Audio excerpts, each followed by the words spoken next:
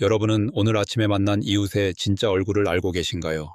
엘리베이터에서 가볍게 고개를 숙여 인사를 나누고 날씨가 춥다며 다정하게 웃어주던 그 평범한 이웃 말이에요. 우리는 흔히 악마라는 존재가 영화 속 주인공처럼 험악한 인상을 가졌거나 어두운 골목길에서 칼을 들고 서 있을 거라고 상상하곤 합니다. 하지만 범죄 심리학의 역사를 들여다보면 정말 소름 끼치는 공통점이 하나 발견됩니다. 인류 역사상 가장 잔혹한 범죄를 저지른 연쇄살인마들 중 상당수가 실제로는 너무나 법 없이도 살 것 같은 사람 혹은 자상한 가장이나 성실한 청년으로 불렸다는 사실입니다. 오늘 우리가 함께 파헤쳐볼 주제는 바로 이 미소 뒤에 숨겨진 거대한 심연입니다. 왜 우리 주변의 살인마들은 그토록 평범하고 친절해 보이는 것일까요? 그들이 쓴 정상성의 가면은 도대체 어떻게 만들어지며 우리는 왜 그 가면을 죽을 때까지 알아차리지 못하는 걸까요? 이 영상은 단순히 무서운 이야기를 들려드리기 위한 것이 아닙니다. 오늘 1시간 동안의 긴 여정을 마치고 나면 여러분은 세상을 보는 눈이 완전히 달라지실 거예요. 평소 무심코 지나쳤던 누군가의 과도한 친절이나 어딘가 모르게 위화감이 느껴졌던 그 싸한 눈빛의 정체를 심리학적으로 완벽하게 분석해 드릴 거니까요. 심리학으로 인간의 본질을 꿰뚫어 보는 채널 심리 메커니즘입니다. 지금부터 우리 옆집의 친절한 악마들이 어떻게 가면을 쓰는지 그 소름 돋는 심리 속으로 들어가 보겠습니다. 가장 먼저 우리가 짚어봐야 할 개념은 왜 우리가 살인마를 한눈에 알아보지 못하는가에 대한 질문입니다. 사실 우리 인간의 뇌에는 정상성 편향이라는 것이 존재합니다. 어떤 상황에서도 설마 저 사람이 그럴 리가 없지라며 상황을 긍정적으로 해석하고 싶어 하는 본능이죠. 범죄자들은 바로 우리의 이런 심리적 허점을 아주 영리하게 파고듭니다. 여기서 등장하는 핵심 심리학 용어가 바로 정상성의 가면입니다. 1941년 미국의 정신과 의사 하비 클래클리가 자신의 저서에서 처음 사용한 이 말은 사이코패스들이 단순히 미친 행동을 하는 것이 아니라 오히려 일반인보다 훨씬 더 완벽하게 정상적인 사람처럼 행동한다는 점을 지적합니다. 이걸 아주 쉽게 비유해 볼까요? 여러분이 아주 정교하게 만들어진 안드로이드 로봇을 마주하고 있다고 생각해 보세요. 이 로봇은 수천만 건의 데이터를 학습해서 사람들이 어떤 상황에서 웃는지, 어떤 단어를 써야 위로가 되는지, 그리고 어떤 표정을 지어야 신뢰를 얻는지 모두 알고 있습니다. 겉으로 보기엔 사람보다 더 사람 같고 예의 바르죠. 하지만 그 안에는 공감이라는 핵심 부품이 빠져 있습니다. 그저 정상적인 인간의 프로토콜을 아주 성실하게 수행할 뿐인 것이죠. 이것이 바로 정상성의 가면의 본질입니다. 사람들이 흔히 하는 오해 중 하나가 사이코패스는 감정이 없어서 로봇처럼 차가울 것이라는 편견입니다. 하지만 그건 정말 위험한 착각입니다. 그들은 감정을 느끼지는 못하지만 감정을 연기하는 데는 천재적인 재능을 가지고 있거든요. 슬픈 영화를 보면서 눈물을 훔치는 신용을 하거나 누군가의 불행 앞에서 진심 어린 걱정을 쏟아내는 그들의 모습은 사실 고도로 계산된 연극입니다. 오히려 그들은 타인을 조종하기 위해 과도하게 매력적인 태도를 취하는 경우가 많습니다. 사회적 기술이 너무나 뛰어나서 처음 만난 사람의 경계심을 단 몇 분 만에 무너뜨리기도 하죠. 실제로 연쇄살인마들이 검거된 후 이웃들의 인터뷰를 들어보면 소름 돋는 이야기가 가득합니다. 그 친구는 매일 아침 우리 집 마당 잔디 깎는 걸 도와주던 아주 상냥한 청년이었다거나 길고양이들을 돌봐주던 천사 같은 사람이었다는 증언이 쏟아져 나옵니다. 여기서 우리가 명심해야 할 점은 그들이 단순히 정체를 숨기기 위해 가면을 쓰는 게 아니라는 점입니다. 그들에게 가면은 사회라는 정글에서 먹잇감을 사냥하기 위해 입는 보호색과 같습니다. 사자가 풀숲에 몸을 숨기듯 그들은 평범함이라는 이름의 풀숲 속에 자신을 철저히 숨기고 다음 타깃을 물색하는 것이죠. 그렇다면 그들은 어떻게 이 완벽한 가면을 설계할까요? 첫 번째 단계는 관찰입니다. 그들은 어린 시절부터 자신이 남들과 다르다는 것을 깨닫고 타인의 반응을 유심히 관찰합니다. 어떤 말이 칭찬으로 돌아오는지, 어떤 표정이 상대의 무장을 해제시키는지 데이터화합니다. 두 번째는 모방입니다. 주변에서 가장 호감을 사는 인물을 롤모델로 삼아 말투와 제스처를 그대로 복사합니다. 세 번째는 끊임없는 피드백 반영입니다. 사회생활을 하며 자신의 가면이 잘 작동하는지 확인하고, 만약 누군가 의심의 눈초리를 보낸다면 피해자 코스프레를 하거나 더 큰 선행을 베풀어 그 의심을 덮어버립니다. 그런데 여기서 더 무서운 사실이 하나 있습니다. 이들은 단순히 가면을 쓰고 연기하는 수준을 넘어 자신의 삶을 아예 두 개로 쪼개서 살아간다는 점입니다. 낮에는 천사, 밤에는 악마로 살면서도 그 어떤 죄책감이나 혼란을 느끼지 않죠. 도대체 어떻게 한 인간의 정신 안에서 이런 극단적인 두 세계가 공존할 수 있는 걸까요? 그것은 바로 심리적 구획화라는 뇌의 메커니즘 덕분입니다. 보통 사람들은 거짓말을 하거나 나쁜 짓을 하면 마음이 불편해집니다. 이걸 심리학에서는 인지부조화라고 부르죠. 나는 착한 사람인데 왜 이런 짓을 했지? 라는 생각에 괴로워하고 스트레스를 받습니다.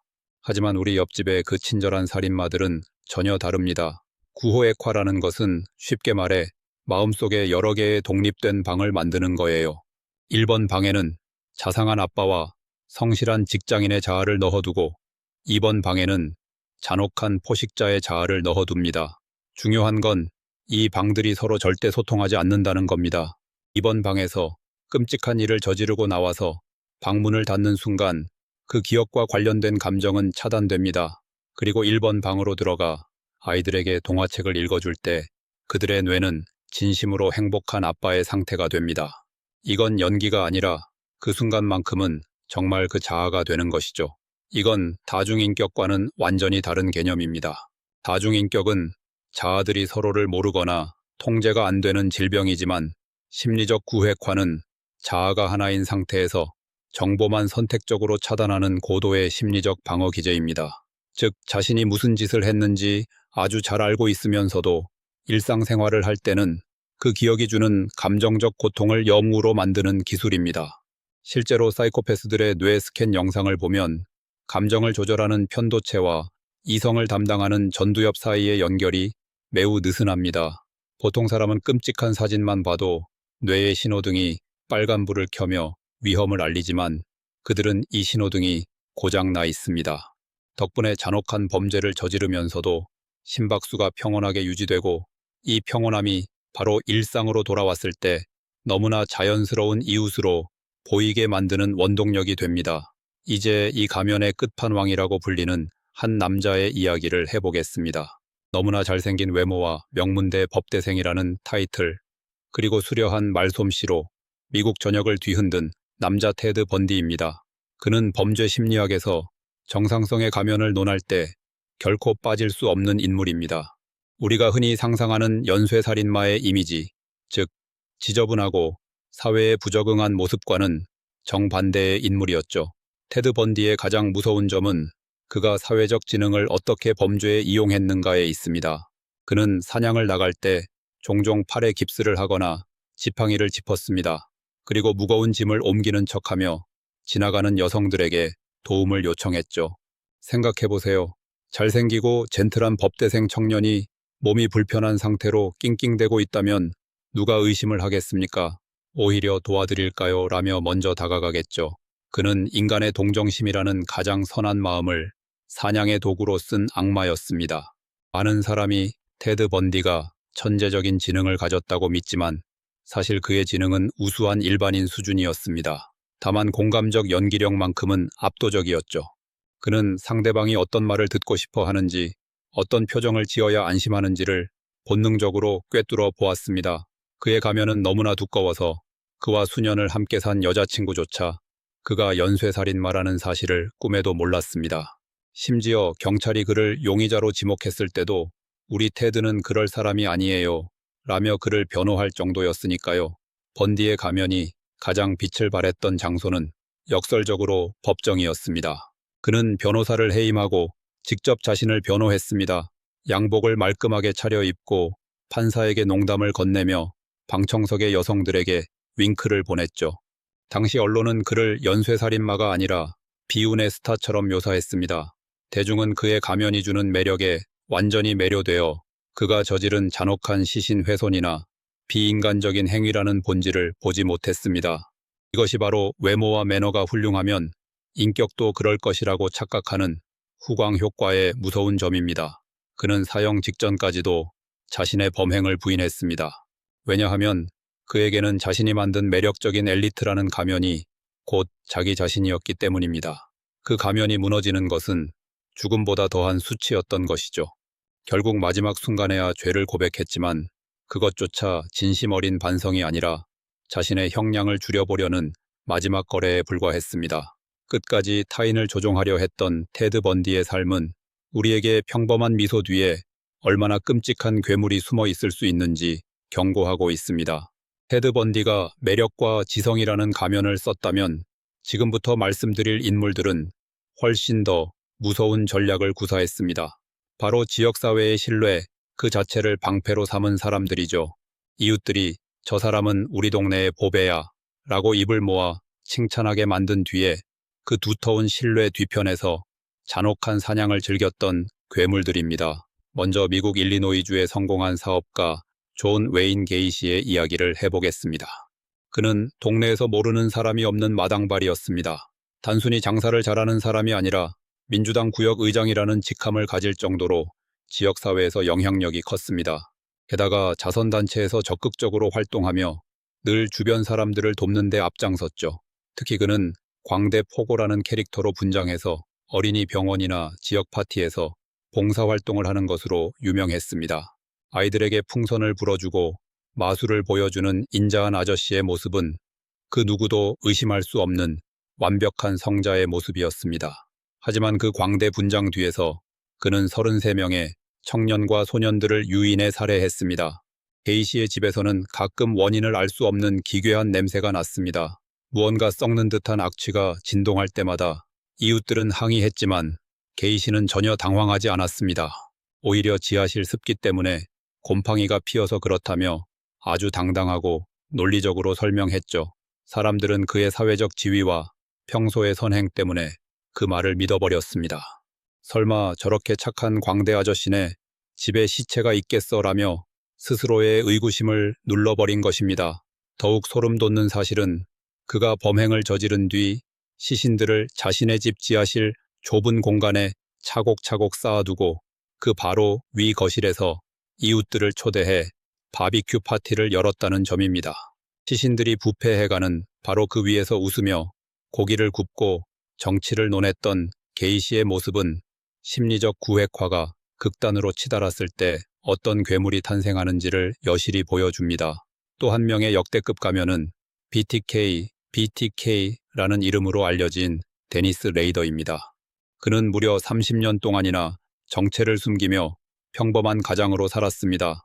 그는 독실한 루터교회의 집사였고 교회 협의회 의장이었습니다. 뿐만 아니라 보이스카우트 연맹의 리더로 활동하며 아이들을 가르치는데 헌신했죠. 그의 직업은 시청의 법 집행관이었습니다. 이웃집 마당의 잔디가 너무 길면 단속하러 다니는 아주 깐깐하고 원칙주의적인 공무원이었던 겁니다. 심리학에는 도덕적 허가라는 이론이 있습니다. 내가 낮에 이토록 선하고 도덕적인 일을 많이 했으니 밤에 조금 나쁜 짓을 해도 괜찮아 라고 스스로에게 면죄부를 주는 심리입니다. BTK는 철저하게 이 논리에 지배당했습니다. 그는 자신이 지역사회를 위해 봉사하고 법을 집행하기 때문에 자신의 살인 욕구를 채울 권리가 있다고 믿었습니다. 그는 범행 현장에서 가져온 피해자의 유품들을 집안 곳곳에 숨겨두었습니다. 아내와 딸이 바로 옆방에 있는데도 거실에서 그 물건들을 감상하며 쾌락을 느꼈죠. 가족들은 그를 그저 조금 엄격하고 성실한 아빠로만 알았습니다. 2005년 그가 검거되었을 때 그의 가족과 교인들은 집단 공황 상태에 빠졌습니다. 그들이 수십 년간 신뢰해온 데니스 레이더와 연쇄살인마 BTK는 도저히 같은 사람일 수 없었기 때문입니다. 우리는 흔히 이런 범죄자들이 이중생활을 하며 들킬까봐 매 순간 조마조마했을 거라고 생각합니다. 하지만 범죄 심리학자들의 분석은 정반대입니다. 그들은 이중생활을 진심으로 즐겼습니다. 멍청한 대중과 경찰들이 자신의 완벽한 연기에 속아 넘어가는 것을 보며 엄청난 우월감을 느꼈던 것이죠. 그들에게 사회적 활동은 단순한 변장이 아니라 자신의 위대함을 증명하는 또 다른 거대한 무대였던 셈입니다. 자, 이제 여러분은 이런 생각이 드실 겁니다. 이건 다 먼 나라 옛날 이야기 아니냐고 말이죠. 하지만 전문가들은 인구의 약 1%에서 4% 사이가 사이코패스나 소시오패스적 성향을 가지고 있다고 경고합니다. 지금 이 순간 여러분의 직장 동료나 동호회 회원 혹은 길에서 마주치는 누군가가 가면을 쓰고 있을 확률은 생각보다 매우 높습니다. 그렇다면 우리는 왜 그들을 알아보지 못할까요? 그건 우리 뇌에 치명적인 보안 취약점이 있기 때문입니다. 우리 뇌는 에너지를 아끼기 위해 세상을 편집해서 봅니다. 여기서 발생하는 첫 번째 오류가 후광 효과입니다. 상대방의 외모가 말끔하거나 직업이 좋으면 우리 뇌는 그 사람이 인격적으로도 훌륭할 것이라고 자동 결론을 내립니다. 가면 쓴 자들은 이 필터를 아주 영리하게 이용합니다. 두 번째는 정상성 편향입니다. 세상에 그런 미친놈이 내 옆에 존재할 리가 없어 라고 믿고 싶어 하는 간절한 마음이 우리를 눈멀게 합니다. 위화감을 느껴도 내가 너무 예민한가 보다라며 스스로를 가스라이팅하는 것이죠. 하지만 여러분의 직감은 생각보다 정확합니다. 진화 심리학적으로 볼 때 우리가 느끼는 불쾌한 골짜기라는 감정은 생존을 위한 최고의 경보 시스템입니다. 가면을 쓴 자들은 감정을 학습해서 표출하기 때문에 미세하게 타이밍이 어긋납니다. 입은 웃고 있는데 눈 근육은 움직이지 않는다거나 슬픈 이야기를 하는데 0.5초 정도 반응이 늦는 식입니다. 여러분이 느낀 그 왠지 모를 싸움은 사실 여러분의 뇌가 포착한 가면의 미세한 균열입니다. 직장 내에서도 이런 사례는 흔합니다. 모두에게 친절하고 일도 잘해서 평판이 좋은 어떤 동료가 있다고 칩시다. 그런데 이상하게 그와 밀폐된 공간에서 단둘이 대화하면 기가 빨리고 내가 잘못한 것도 없는데 자꾸 사과를 하게 된다면 의심해봐야 합니다. 그들은 공공장소에서는 완벽한 가면을 쓰지만 증인이 없는 곳에서는 가면을 살짝 들어올려 상대를 조종합니다. 가면 뒤에 민낯을 확인하고 싶다면 그 사람이 약자를 어떻게 대하는지 유심히 살펴보세요. 내게는 깍듯하지만 식당 종업원이나 배달기사에게 순간적으로 싸늘해지거나 무례해지는 그 찰나가 바로 가면이 벗겨지는 순간입니다. 또한 그들은 잘못을 절대 자기 탓으로 돌리지 않습니다. 항상 상황이 그랬다거나 네가 그렇게 행동했기 때문에 내가 이렇게 할 수밖에 없었다는 기괴한 논리를 펼치죠. 만약 이런 사람을 발견했다면 어떻게 해야 할까요? 그들을 변화시키거나 교화시키려 하지 마세요. 그들에게 공감을 호소하는 것은 사자에게 나를 먹지 말아달라고 눈물로 비는 것과 같습니다. 가장 좋은 방법은 회색돌 기법입니다. 길가에 구르는 아무 의미 없는 회색돌처럼 그들에게 어떠한 감정적 반응도 주지 않고 서서히 멀어지는 것이 최선입니다. 오늘 우리는 정상성의 가면이라는 주제를 통해 인간 심리의 가장 어두운 단면을 들여다봤습니다. 악마는 뿔 달린 모습이 아니라 가장 평범하고 친절한 모습으로 우리 곁에 다가옵니다. 그들은 죄책감 없이 일상을 살아가며 우리 뇌의 취약점을 공략하죠. 사실 우리 모두는 사회생활을 하며 어느 정도의 가면을 쓰고 살아갑니다. 하지만 건강한 사람의 가면은 타인을 배려하기 위해 존재하지만 포식자의 가면은 타인을 파괴하기 위한 흉기일 뿐입니다. 오늘 영상을 보신 여러분은 이제 예전처럼 무방비하게 타인의 친절에 속지 않으실 겁니다. 누군가의 과도한 호의 뒤에 숨겨진 의도를 한 번쯤 의심해 볼 수 있는 지혜, 그리고 자신의 직감을 믿을 수 있는 용기를 얻으셨기를 바랍니다. 오늘 밤 잠들기 전에 한번 생각해 보세요. 최근 내 주변에서 너무 완벽해서 오히려 위화감이 느껴졌던 사람이 있었나요? 만약 있다면 그 사람과의 거리를 한 걸음만 뒤로 물러나 객관적으로 관찰해 보시기 바랍니다. 여러분의 안전과 마음의 평화를 지키는 이 여정이 흥미로우셨다면 구독과 좋아요, 그리고 알림 설정까지 부탁드립니다. 여러분의 클릭 한 번이 더 깊고 날카로운 통찰을 담은 대본을 만드는 큰 힘이 됩니다. 주변에서 겪은 가면 쓴 사람에 대한 소름 돋는 실화나 경험담이 있다면 댓글로 공유해 주세요. 제가 하나하나 읽어보고 다음 영상 기획에 소중히 참고하겠습니다. 처음에 드렸던 질문을 다시 한번 던져봅니다. 오늘 아침 웃으며 인사했던 그 옆집 남자 말이에요. 지금 그의 집 문틈 너머에선 무슨 일이 일어나고 있을까요? 지금까지 심리 메커니즘이었습니다. 시청해 주셔서 감사합니다.